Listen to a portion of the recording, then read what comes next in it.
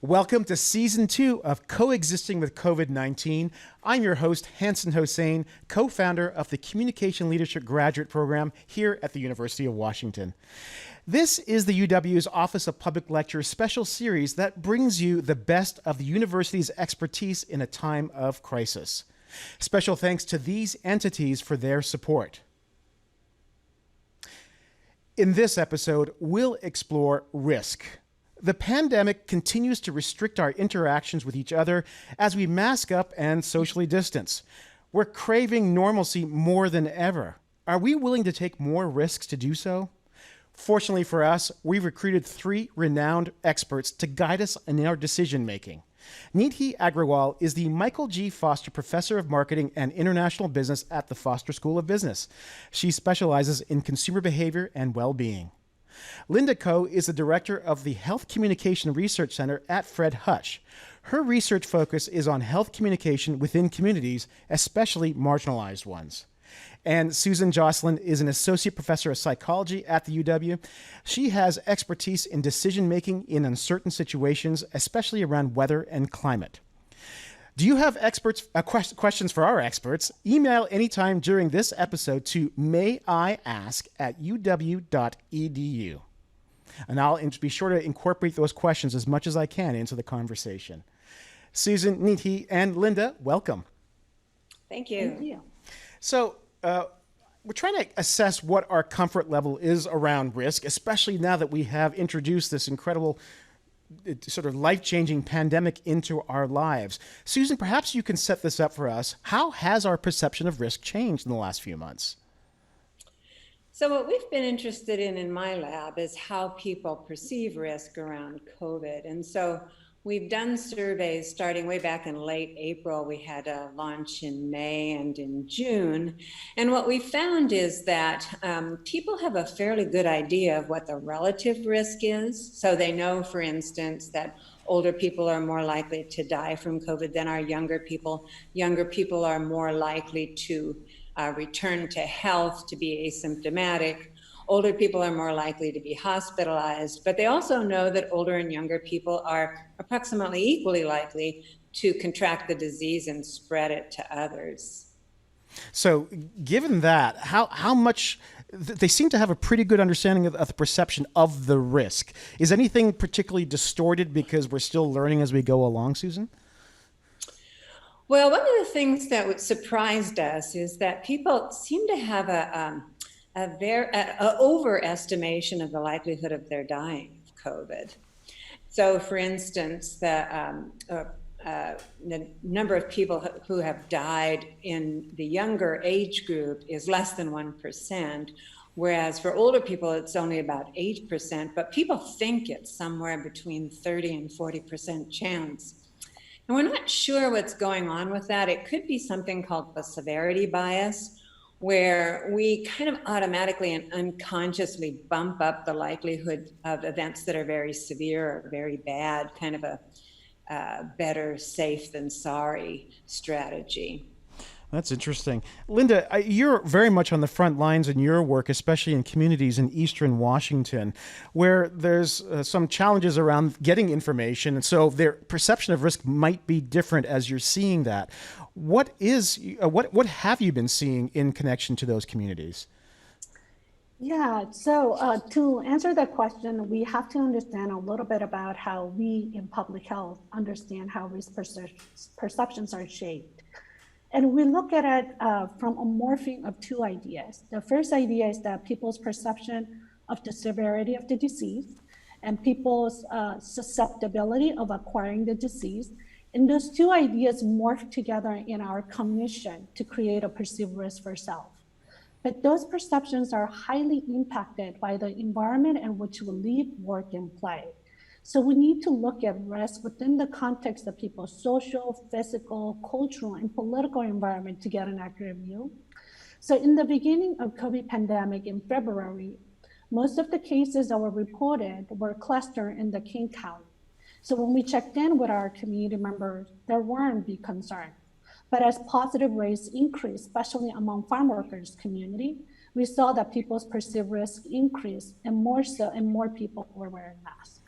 So, and given that you have had that interaction with farm workers and I believe food processing workers as well in Eastern Washington, which seems to be primarily Latinx in terms of that community, what have you seen? What's different about their perception of risk compared to, say, what might have been happening in King County? So the overestimation of a person's risk is very well documented in the literature. So I agree with Susan on that. I think a lot of the things that was convoluting people's perception of risk in the Eastern Washington, especially with the Latinx community, is that there wasn't any transparent information that was being disseminated. So people were operating under a lot of assumption that there weren't a lot of spread going on in the Yakima community. So then there were all this information that was happening in their environment was shaping how they were perceiving their risk to be against COVID. That's interesting. Nidhi, you've been working for a long time in this idea of perception of risk, specifically around STDs, where you may actually have a really good understanding of what the risk is in that situation, which involves sexual interaction with other people, but you're still willing to take that risk. How does your work in STDs compare to what you might be thinking is happening with respect to the perception around the coronavirus? So I think there are some things that are quite common, like you pointed out that at some level we think that our behaviors will determine the chance of STDs. So in similar ways, we can take good care to prevent COVID to some extent. In another similarity is that even with respect to STDs, people show this effect that we often believe that something is more likely to happen to others or to my peer than it is to happen to me. We find the same effect with COVID, where people are thinking that COVID is much more likely to happen to others or their peers or the average American than it is to me. Now, of course, COVID is a pandemic. We are hearing a lot more about COVID. We are much more at least interacting or coming across the risk numbers for COVID. But yet, we still show this positivity bias where I agree with what Linda and Susan said, that overall, people's risk perceptions are in general higher than the actual likelihood is. But within that, then we see that people also think that other people are a lot more vulnerable than they themselves are. That's interesting. You mentioned that positivity bias, which you've seen in your work. I'm surprised that there still is that positivity bias with COVID, given that unlike STDs, where you might think about it once in a while, we've been thinking about COVID every single day, given the lockdowns and having to use masks and everything else. How surprised are you that positivity bias is still there with COVID? So the positivity bias is a pretty pervasive bias in the health context. Even in other behaviors that we might, like in my work, we also find that the chances that I might do something unsavory after drinking, people think other people are much more likely to make a fool out of themselves after drinking than they themselves are. So it's quite pervasive. And so in some ways, I'm not surprised. But in other ways, it is actually a healthy thing to have, because its roots are in this idea that we often believe that we can do something to prevent it, which is why we think our chances are lower. Now, this has good implications and bad implications. And so we need to think about, like, both as consumers, as well as public policy makers, or as people who put out messages about health. How do we encourage people and leverage the self-positivity in a good way, rather than to make us careless? It's not going to happen to me, so I don't want to do anything. Well, I definitely want to come back to you on that positivity element, especially when it comes to communication. Susan, what strikes me about this particular situation with COVID is there's a lot of information out there. There is an element of disinformation out there. And this element of risk has been politicized along the way because of perhaps how we have not been able to settle upon a series of facts that make sense for everybody. What have you noticed in terms of what might be the politicization of risk in your work?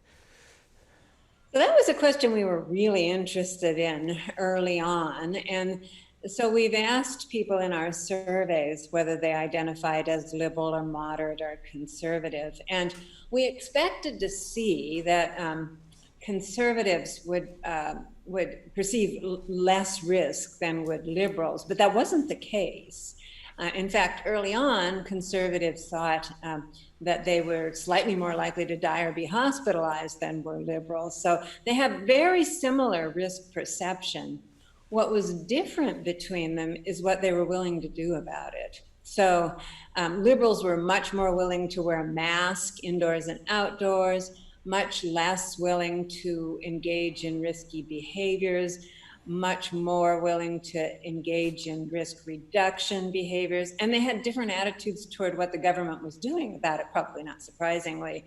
So conservatives thought that the government was overreacting, that the danger was exaggerated, that we should get back to normal as soon as possible. But it wasn't because they had different risk perceptions. Their risk perceptions were very similar to those of liberals. That's really interesting. Linda, as I think about that, and I understand that risk perception is pretty similar among those particular groups, but the information may be skewed differently. My understanding is that as you have been working with some of the communities in Eastern Washington, you've had to deal with that either lack of information or misinformation about what the actual problem is, and therefore their perception around that has changed. How have you tried to manage that problem with the information? Yeah, so we try to go back to what is the principles of public health communication. And there are three simple principles. One is the information needs to be transparent. So meaning that we have to share what we know and we have to share what we don't know to the public. And when we share what we don't know or what is uncertain, it also needs to be clearly communicated. The second principle is that it needs to be reliable, meaning that it needs to be supported by scientific data. And the third principle is trust, meaning that it needs to come from trusted sources of information. So what we saw in the beginning of the pandemic is a lot of information that were coming from multiple places were very similar. So social distance, wear masks, they were very similar. What we found in our work, in the past work, is that when same information is given in the same way more than 4 times, then people lose interest. It just doesn't become an exciting or stimulating information. So when we saw that there was misinformation or incorrect information, false information, rumors and conspiracy theories spreading in Eastern Washington, we sat down and we said, okay, let's go back to the principles of public health communication and then create messages that are transparent in terms of what we know, reliable, so backing it with the data, and then make sure that we put a stamp between of the Fred Hutch to make sure that it's coming from trusted sources. That's great. In fact, Linda's work, just for the purposes of our audience, that the idea of transparency and reliability and trust, they put together a lot of different campaigns to share within those communities, which you can actually look at later at bit.ly HCRC/COVID. So if you want to take a look at some of Linda's work and how they've been able to communicate with those communities, I think that's very helpful. And especially for me as somebody who has led a communication graduate program, to see some of those principles applied to a pandemic has been really useful. So Nidhi, this is all really compelling to me as we think about how do we actually talk to others about risk. And it sounds like you've done a lot of thinking about that. We've heard from Susan around the politicization. We've heard from Linda around disinformation. And obviously a lot of this is swirled around the use of masks and social distancing. What's your best advice in terms of how we actually communicate to others around risk and COVID? Yes, so we noticed that a lot of the messaging, at least on social media, tends to sometimes be around shaming people who are not doing the things that we think are the right things to do. And so we designed a study where we showed people messages, a social media post that was either shaming someone that is not social distancing or is praising someone who's doing the right thing and is social distancing. And we found that overall, praising has a much more positive effect and shaming has a negative effect. People's risk perceptions go down, they find themselves less similar to the person being shamed, and they are much more, they're less likely to be engaged with social distancing and with COVID. And this effect was much bigger for the people that are not social distancing. So conservatives were much more likely to be more defensive in the face of shaming posts. So if I could encourage everyone, I would say, please praise the good and try to refrain from shaming what you might think is not appropriate. That's really interesting. Susan, I have to follow up with you on what Nidhi was saying in terms of what you have seen as you've studied both conservatives and liberals. I mean, there's no doubt that the stereotype of a liberal is very much the nanny state. You eat your vegetables and make sure this is done. That's how we can have a cohesive whole for everyone. While conservatives saying, just don't tread on me, let me do my own thing. And as long as you don't get in my way, I'm not going to get in your way. So this idea of being more positive in our communication, and I know you've studied behavioral change around climate change. Will that apply as well for COVID, do you think? Do you think people might change their behavior if we change our communication style? Yeah, so in our work with climate and weather, what we find is that it's better to tell people the truth, even if it's a little bit complicated, even if, as Linda says, it has some uncertainty involved in it, that people can understand that information as long as you express it in a way that is compatible with how they process information and what they already know. And we find that if you give people a range of outcomes. So weather forecasters and emergency managers often want to emphasize the worst case scenario. And what we find is if the worst case scenario is emphasized and often doesn't verify, then the receiver of that information tends to think of themselves as having experienced a false alarm. And so it's better to give people both the best case and the worst case scenario and what's most likely to happen. And if you give them that full range of outcomes, they can make better decisions and they'll end up trusting you in the long run. I find that really powerful. And I want to come to you, Linda, on this a bit as well, because you did reference that element around transparency. There is a sense sometimes that we shouldn't trust the public either with bad news or really specific information because they're not going to know how to act on it. And so you either hold back or we gloss over it. In terms of the work that you did with your Latinx communities, it seems to me that you really gave them all the facts and you gave them the science and you expected them to act on it. So there is that transparency and you're also trusting them to think and make decisions accordingly, which goes against the grain of how we typically do these things.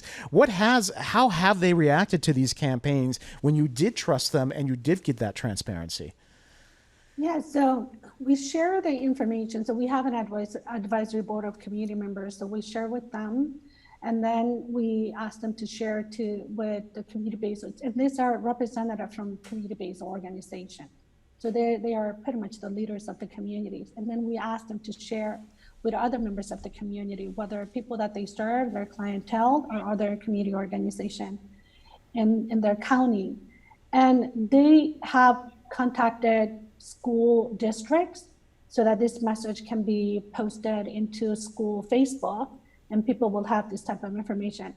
I think we tend to underestimate people's ability to process information. Some people process information by being with rational information. They need rational information and they need to think about information to process it. And or some people react to emotion, which I think it was something that was shared by Susan and Nidhi. But we also need to be not conflating people's ability to process information with health literacy or numeracy.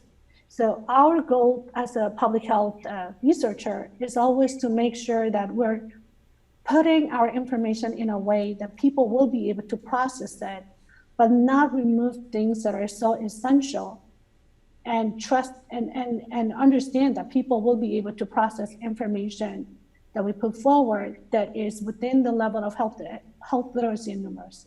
That's great. And it strikes me that if we are transparent and you do give them more information, things might be less politicized because they feel like, okay, you've done your best and now they're going to make the decision based on that. So I think that could actually help reduce some of that. I'd like to, one of the things I try not to do with my kids is tell them to be careful. Instead, I tell them to assess the risk. And so we'd like to see whether there are any best practices around assessing the risk currently, or at least risk perception. And we've actually gotten a couple of questions. So I want to put this question out and see which of you would be comfortable answering it. This question is, how should high-risk individuals address risk when living with non-high-risk individuals in their household? So it's less about maybe understanding what the risk is, but maybe communicating that risk, especially when you're living in the same confines and you obviously know each other and there is an element of trust. Is anybody, which of the three of you would like to address that particular question in terms of risk within the household and communicating around it? I can take that, Hanson. Okay, Susan. So I think what's really interesting about these kinds of decisions that is different from other kinds of decisions that we make is that we are making decisions on behalf of ourselves, but we're also making decisions on behalf of other people. So because if we become ill, then we might pass it on to other people. So there are extra layers on this kind of decision making that is kind of unusual in a sense. And what we know about that is that when making decisions on behalf of others, some of the research suggests that people are more risk seeking. Other research suggests that people are more risk averse. So it's something we really need to understand better. But I think from an individual's perspective, you have to think about the overall cumulative risk that your actions are taking on behalf of yourself and others, and try and keep that as a minimum.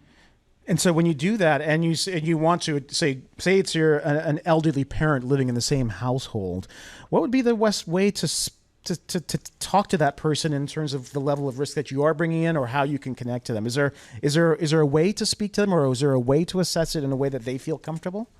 Well, that's a different kind of psychologist, Hanson. That's a clinical psychologist. Okay. I'm a cognitive psychologist. That's fine. But I think we should be transparent about it. I think we should. It's an awkward situation, but I think we need to be able to ask people what kinds of risks they've incurred, and be sure that we tell them as well. Okay. Well, no, I appreciate you taking that on.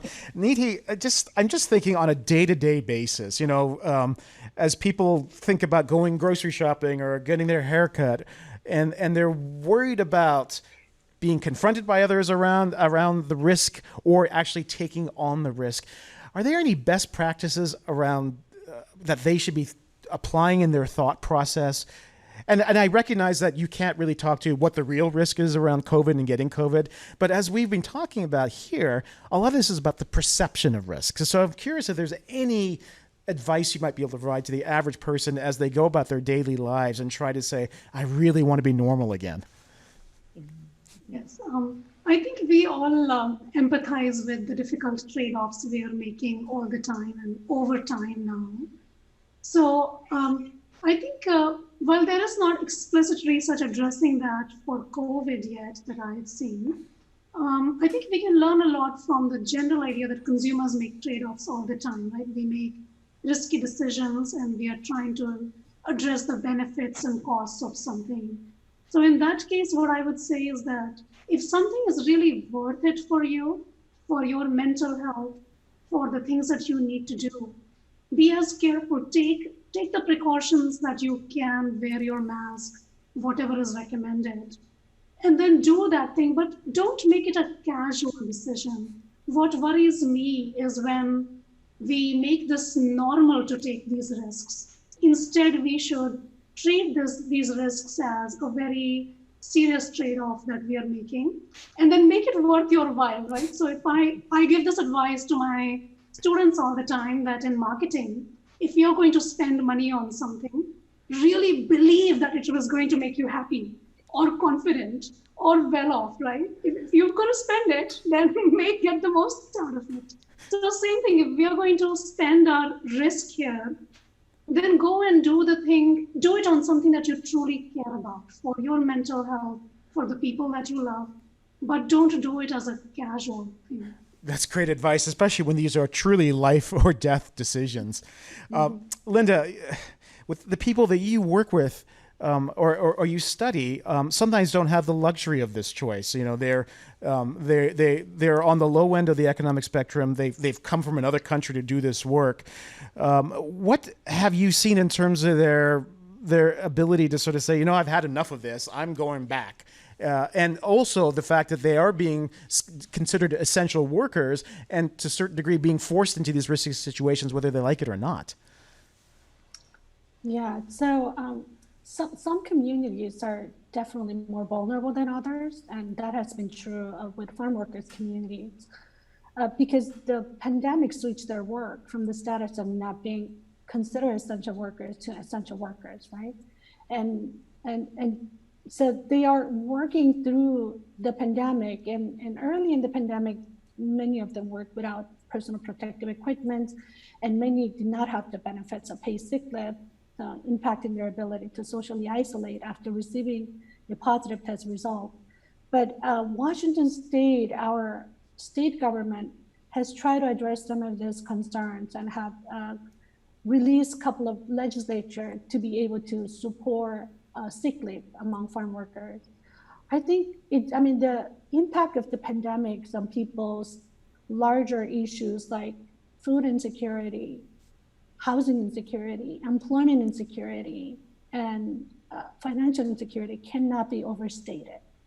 The other thing that we're seeing for the communities that we work with in Eastern Washington is that people are getting very tired, that we're still where we are, and they're unable to go out and connect with people.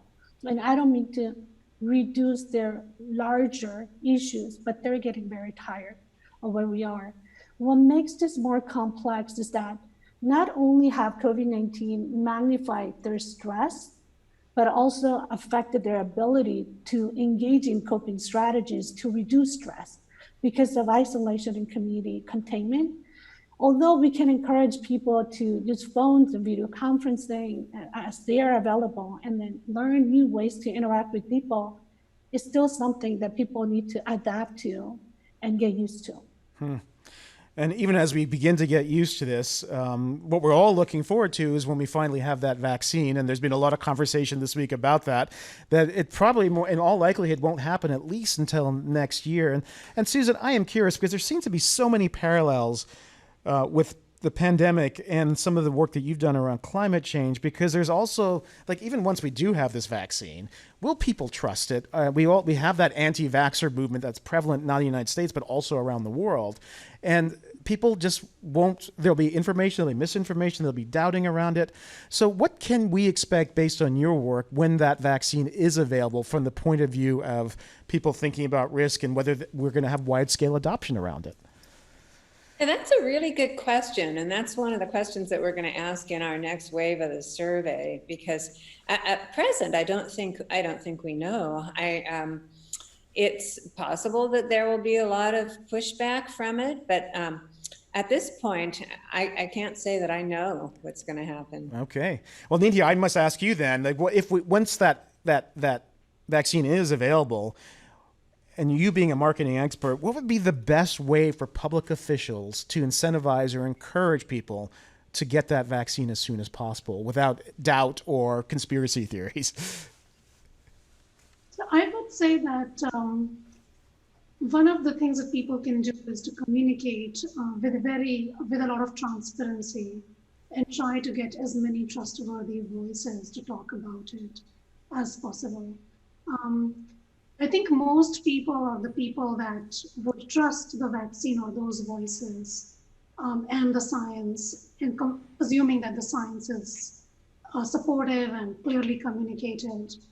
Those people would likely use the vaccine, although there are significant logistical challenges to giving out the vaccine very quickly too.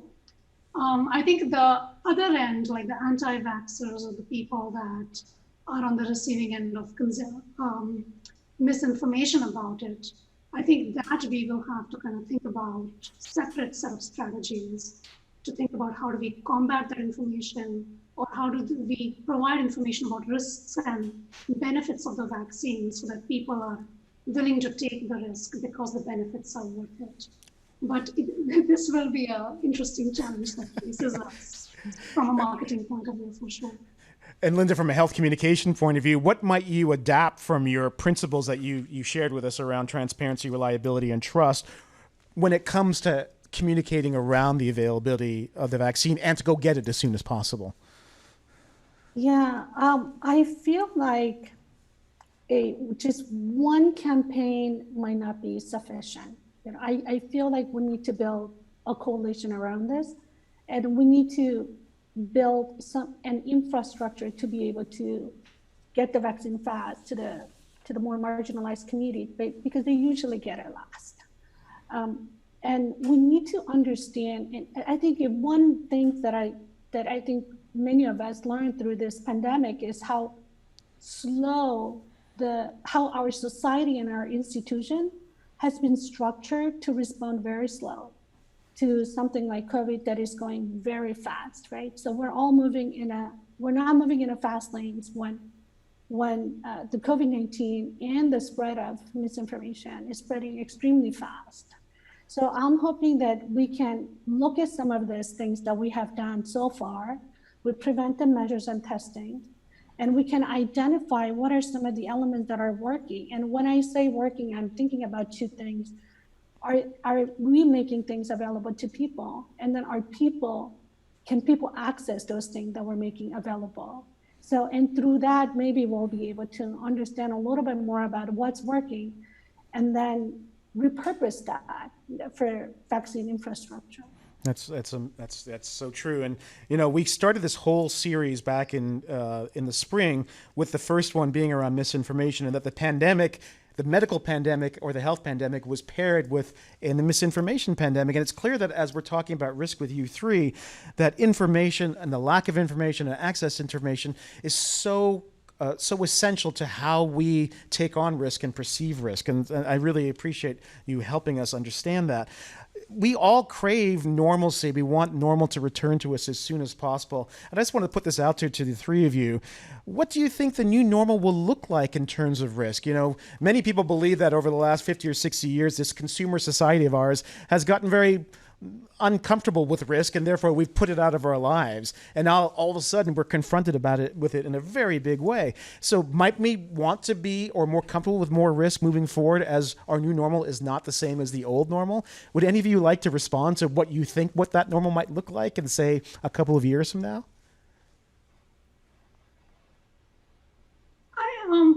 Don't have much research on this yet, but I think the question of this is very interesting. Because as you look at the variety of responses that people have, we all are craving this old normal, right? Like we are watching shows from the feeling of nostalgia. We're trying to recreate things. We want to go back and do the things we used to do. But on the other hand, when I think about like flying or going on a cruise or even traveling, will I think about travel differently, and how will the systems change? Because consumers not only respond to risk, but they also respond to how the system responds to risk, right? So how will our experience of travel change? What kind of things that we will want to be put into place so we have confidence that we are safe? That's interesting. And Susan, just listening to Nidhi and talking about how our experiences and how the things that we do will change based on our perception of risk in the coming months and years. I'm curious how that might inform your research. You have obviously moved very quickly to do research around the pandemic. As we emerge out of it in the next couple of years, what will you be looking for from a risk point of view?